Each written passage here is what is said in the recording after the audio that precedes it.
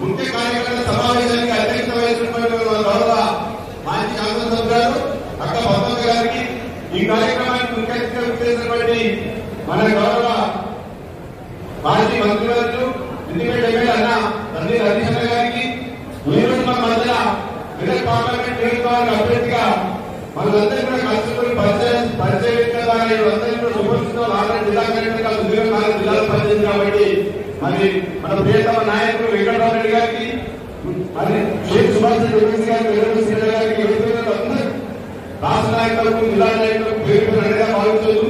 అందరికీ వేదిక ఉన్నటువంటి కార్యకర్త అన్నదమ్ములకు అక్కడికి అందరికీ కూడా పేరు హృదయపూర్వక నమస్కారాలు. నిజంగా ఈరోజు మన బాలక ఎమ్మెల్సీ సార్ గారు చెప్పినట్టు వాస్తవానికి ప్రజలలో ఒక రకమైనటువంటి ఆశ మరొకసారి టీఆర్ఎస్ గెలిపించుకోవాలని ఆశ అక్కడక్కడ గుర్తిస్తాడు. ఎందుకంటే ఒక చక్కటి పరిపాలన రాష్ట్ర ముఖ్యమంత్రి వారు ఈ రాష్ట్రాన్ని 10 సంవత్సరాలు పరిపాలించి రైతులకు కావచ్చు, సంపన్న వర్గాలకు కావచ్చు, ఏ నష్టం జరగకుండా సరైన సంక్షేమం అందించి ముందు తీసుకున్న క్రమంలో కొద్దిగా అత్యాశపోయి అనవసరంగా కాంగ్రెస్ పార్టీ గెలిపించడం యొక్క ఆలోచన జనాల్లో ఉంటుంది. దయచేసి ఆ ఆలోచనను ఏదైతే వాళ్ళు అసంతృప్తిగా ఉన్నారో వాస్తవం కూడా ఆ అసంతృప్తికి మరి కాంగ్రెస్ పార్టీ పూర్తిగా మరి ఏ రకంగా న్యాయం చేయడం ప్రజల్లో బలమైన ఆలోచన వచ్చింది కాబట్టి దాని ప్రజలు నింటూ ఈ నిర్ణయాన్ని గట్టి కష్టపడినట్టయితే తప్పకుండా మన పార్లమెంట్ మంచి విధానం చేసే అవకాశం ఉంది. ఇందాక దేవతన్న ప్రజలు చెప్పినట్టు వాస్తవానికి ఎక్కడైనా సరే మనకు రేపు సాయంత్రం సంవత్సరం ఎన్నికలు వస్తాయి, సర్పంచ్ ఎంపీడీసీ రకరకాల ఎన్నికలు వస్తాయి. ఆ ఎన్నికల్లో మనం అందరం టీఆర్ఎస్ పార్టీ సైడ్లో పోటీ చేయబోతాం. ఎక్కడున్నా అక్కడ మనకు అందరూ పెద్ద పార్టీ ఎంత లోకల్ రిప్రజెంటేటివ్ మనకు ఎంపీ గారికి గెలిచినట్లయితే మనకు అందరికీ కూడా సౌకర్యంగా ఉంటుంది. వారి నిర్ణయాలు కూడా ఈ రాష్ట్ర మన మెదక్ ప్రాంతానికి పార్లమెంట్ పరిధులు వారికి అవకాశం ఉంది. తద్వారా ఈరోజు వారిని గెలిపిస్తే మనకి ఉపయోగపడతాం. ఒక గొప్ప ఆలోచనతో మనం ముందుకు పోవాలి. ఎందుకంటే ప్రజలు ఇలాంటి ప్రజలు చాలా ఇబ్బందికరమైన పరిస్థితుల్లో ఈరోజు మన గోలు ఇస్తే మన ప్రజలను మమేకమే పనిచేస్తాం కాబట్టి కొన్ని ఇబ్బందికరమైన పరిస్థితుల్లో అక్కడక్కడ గుసగుసలు వినిపిస్తా ఉంది. మన దాన్ని మనం ఎంకరేజ్ చేసుకోవాలి. దయచేసి దండం పెట్టి చెప్తా ఉన్నాయి. ఈ నియోజకవర్గంలో పార్లమెంట్ నియోజకవర్గంలో అన్ని కేసులు ఒకటే ఓడిపోయింది.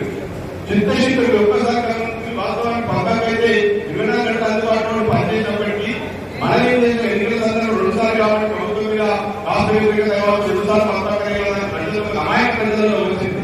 కానీ మనం కూడా కార్యకర్తలుగా, సర్పంచులుగా, కౌన్సిలర్గా, ఎంపీసీగా, జడ్పీసీగా, ఎంపీగా, మున్సిపల్ చైర్మన్ వైద్యులు అందరం కూడా పూర్తిగా చింతశీలిగా పనిచేయాలని అనిపిస్తా ఉంది. ఎందుకంటే నికాసంటే కష్టపడుతుంది.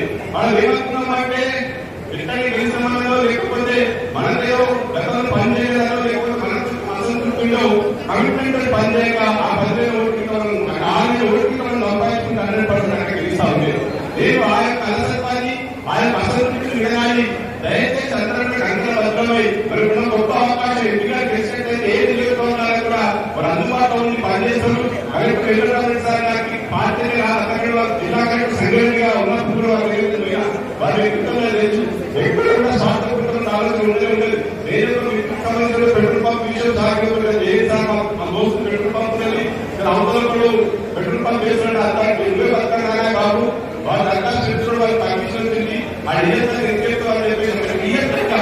జిల్లా అధికారిగా డైరెక్ట్ సముదాయానికి సాయం పంపించారు. అక్కడ గొప్ప కరెక్ట్ అయింది. ఎందుకంటే కొంతమంది కాంగ్రెస్ బీజేపీ గారికి మాట్లాడతారు.